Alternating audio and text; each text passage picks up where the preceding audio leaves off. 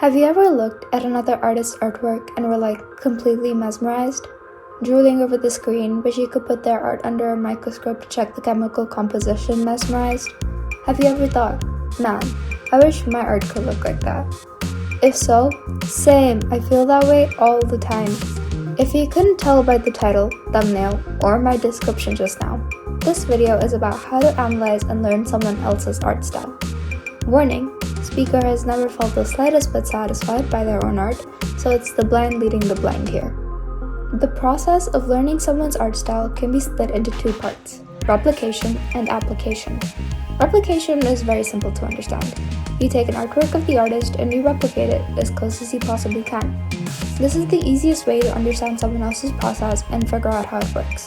I wish you could just watch a couple of speed paints, but unfortunately there is homework to be done.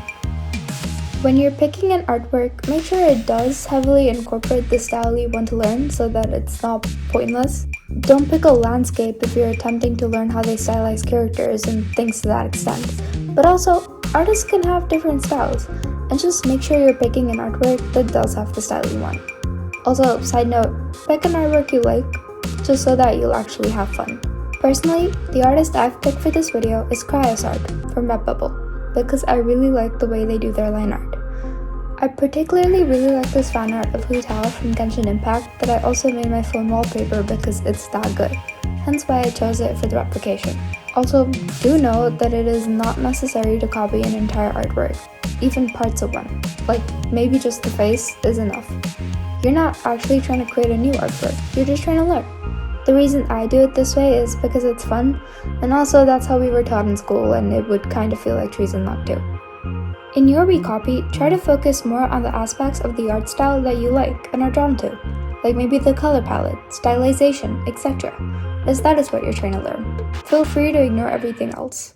When you're done, if you do want to post your work online, I'd suggest crediting the artist and explaining that your work is a recopy.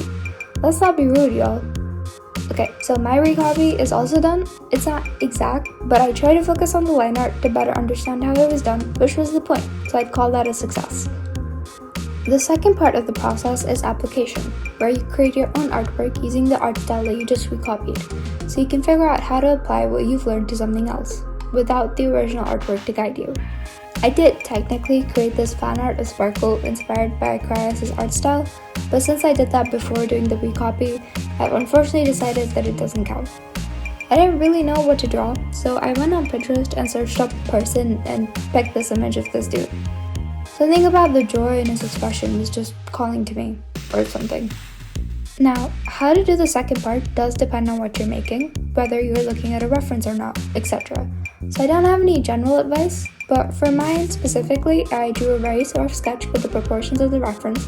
I wrote down some key points of stylization that I noticed in the art style, and then I drew over the previous sketch with the stylized version.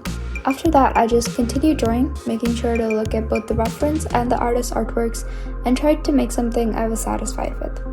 So, these were the two drawings I ended up with. I hope this tutorial helped. Goodbye, y'all!